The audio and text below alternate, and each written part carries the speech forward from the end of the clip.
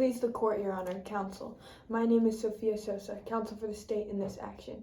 Yet again, a case of envy and passion brings us to this court today.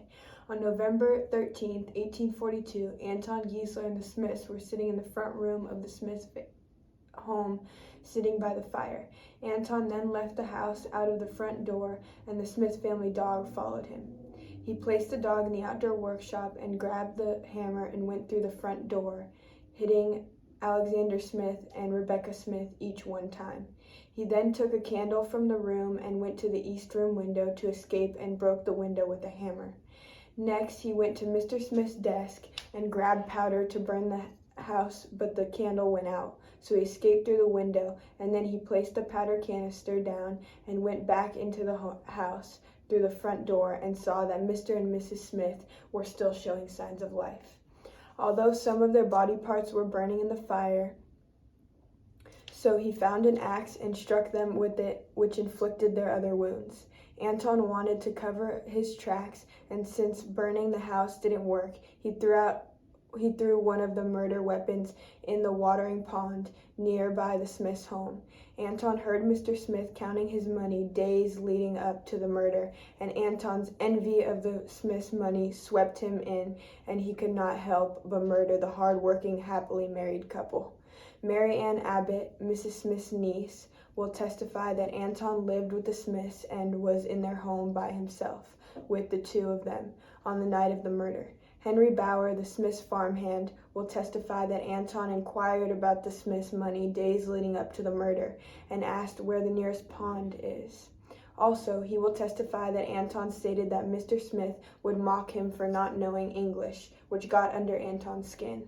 Various neighbors and peddlers, including the Smiths, will share what they saw or heard on the night of the murder, as well as Anton's whereabouts after the murders. The evidence will show that Anton Giesler married Rebecca and Alexander Smith beyond reasonable doubt.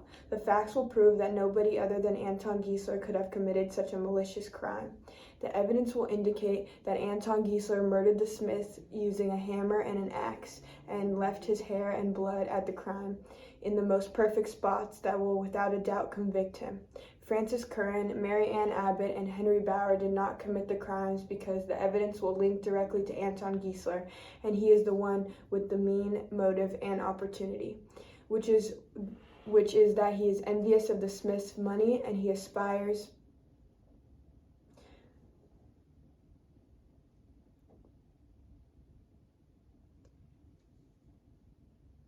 to have it despite what it will cost him. Also, he is upset with Mr. Smith for mocking him because he doesn't know English.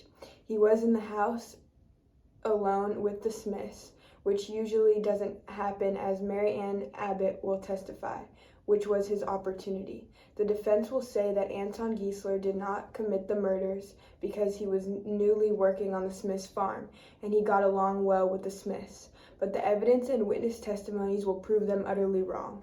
Anton Giesler is a poor German man who wanted to start a life in America, but let his jealousy get the best of him. He is the type of person that will do anything for money, even if it means taking the lives of innocent people. You have the power in your hands to give justice to the Smiths, and I have no doubt that the evidence and facts will prove to you that Anton Giesler is the murderer.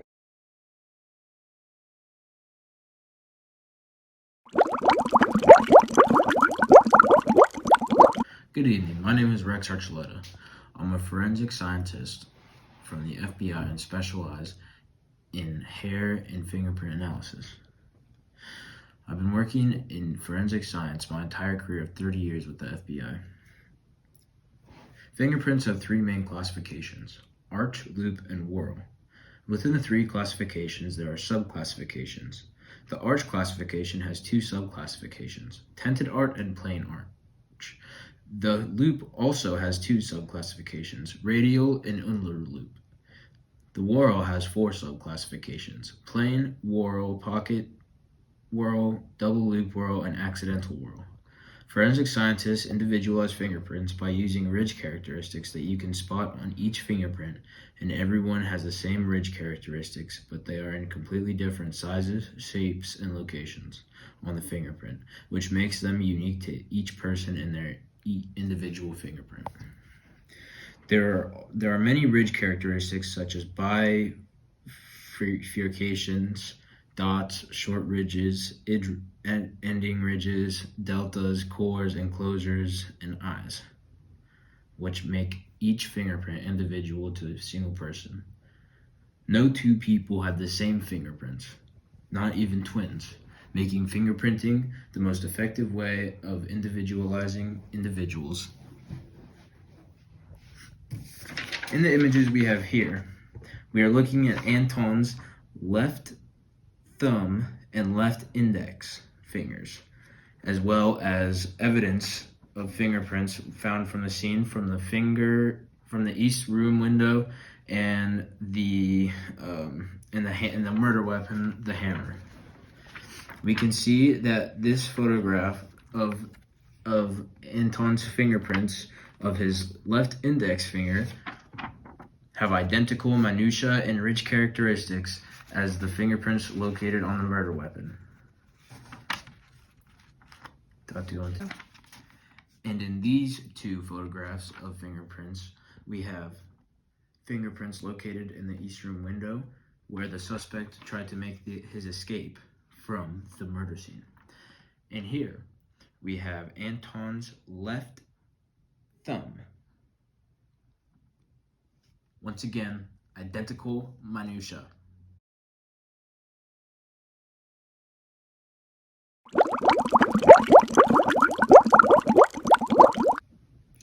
Good evening. My name is Sophia Sosa. I have a master's degree in sociology from Yale University. I have been working for the Los Angeles Police Department for over 20 years.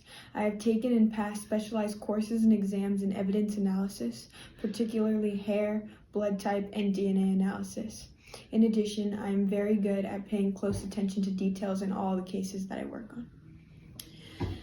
To be able to match hair found at a crime scene to hair of a control sample, you need to know how to do it and understand the multiple characteristics of hair. First, there is the cuticle, which is the outer layer of hair, and there are 3 types of patterns a cuticle can have: coronal, spinous, and imbricate. You can determine the hair color by the pigmentation and simply looking at the hair strand to see its color. In some cases, a hair strand can have a medulla, and in other cases, the medulla can be absent. Medulla structures are deeper within the medulla and have 5 types of patterns: uniceral, multiceral, vacuolated, lattice, and aformous. A medulla is the central layer of the hair and has 4 patterns: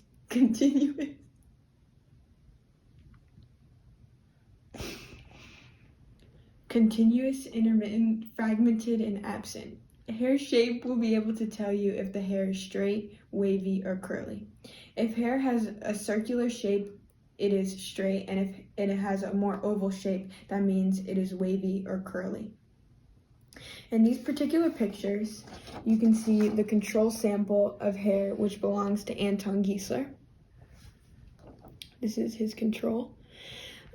You can see that it has straight hair. He has straight hair, and it's blonde by the pigmentation, and the medallion pattern is continuous.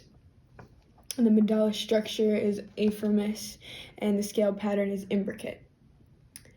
And then you can see here that the evidence found, the hair strand found in the east room window, matches his control sample because it is straight and it's blonde, as you can see by color, and it has the aformous structure and imbricate scale pattern, meaning that it belongs to Anton.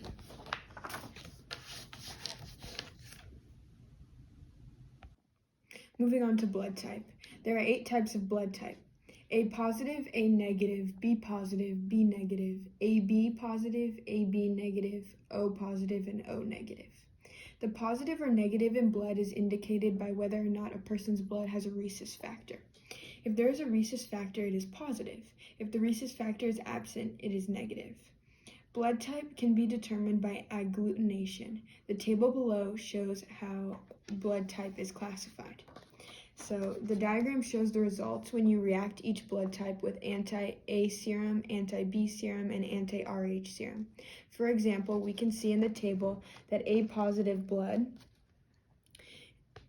is A positive because it agglutinates in the anti-A serum, and doesn't agglutinate in the anti-B serum and agglutinates in the anti-RH serum, meaning that there's an RH factor, which is why it is positive. So we can see here that Anton Giesler's sample of blood is A positive, and it agglutinates in the anti-A serum and in the anti-RH serum, but not in the anti-B serum, meaning that it's A positive. And this is his control sample. And then we can see that in the blood drops found on the axe, the agglutinate it is also A positive, meaning that it belongs to a person with A positive blood and is comparable to Henry Bauer's blood. And we can also see here on the money chest, which was located next to the East Room window where he escaped from. It is comparable to Anton Giesler's blood. And we can see here that on the front porch, there was a droplet of blood that is also A positive, which is comparable to the control sample of Anton Giesler's blood. And lastly, we can see that the blood drops on the East Room floor and on the East Room window are comparable to Anton Giesler's blood, which is significant because it was the site of escape, meaning that he had to have been in the window for a period of time to leave his blood there. Moving on to DNA. No two people except twins have the same DNA. Everyone's DNA has band patterns that are essentially unique signatures, and that band pattern is what helps compare control DNA to evidence DNA. In the images below, we can see Anton Giesler's DNA band pattern, and when compared with the DNA patterns from the blood on the East Room window and the East Room floor, we can identify an identical band. This is extremely important because this proves that even though Anton and Henry have the same blood type, the blood has to belong to Anton because it is his DNA on that blood. This proves that Anton is the murderer because his blood is what was found at the crime scene. So as you can see in the pictures, Anton's control sample has this band pattern, which is by the naked eye comparable to the DNA found in the blood on the East Room floor and the DNA found in the blood on the East Room window.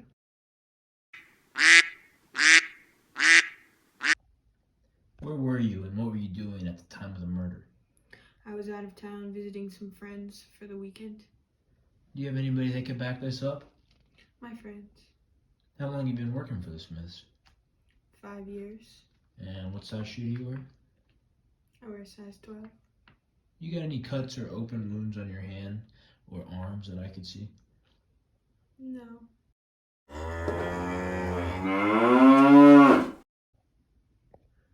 What were you doing at the time of the murder?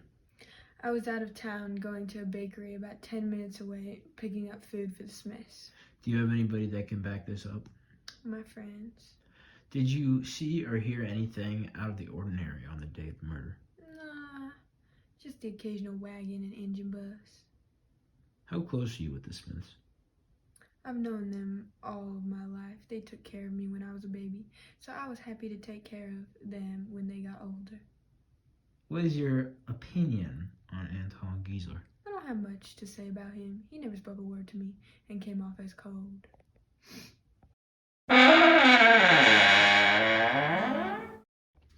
What type of relationship do you have with the Smiths family? How would you describe it? I have a business type relationship with them.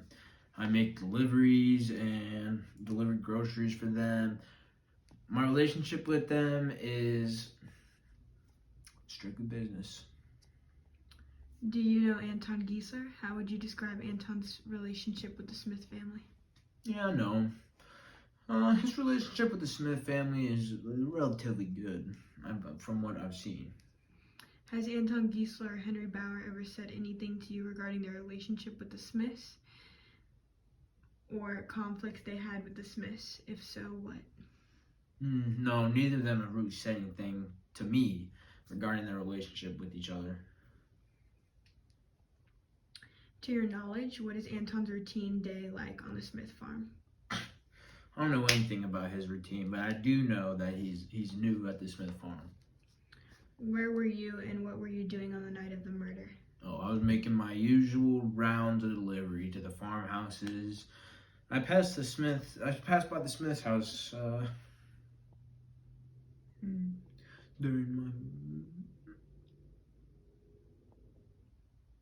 during the time of the murders. Did you witness any events or know of anybody being at the Smith farm on the night of the murder? Not really. I didn't witness anything. When I passed on my cart, I didn't see or hear anything.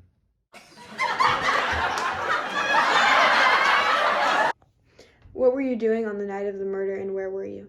I was having tea with the Smiths and I was in my bed. How would you describe your relationship with the Smith family? Good. I get along with the Smiths well. Good. Did the pay you received from the Smiths every month ever feel unfair? If so, why? No. Why do you have blood on the knee area of your jeans? Oh, because I was working for them. I was cutting logs and I cut my knee. What did you do after having tea with the Smiths on the night of the murder? Oh, I left after they gave me my money. Do you live in the Smiths farm home? Yes, I've been living here since I came.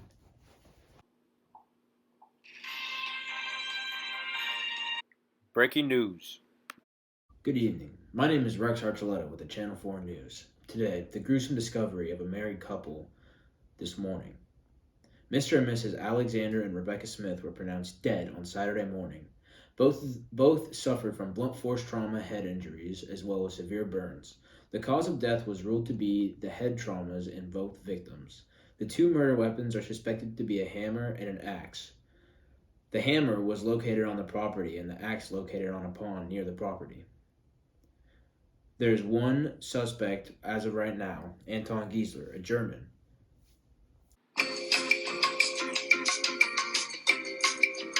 Ladies and gentlemen of the jury, I thank you for your time and participation in this case.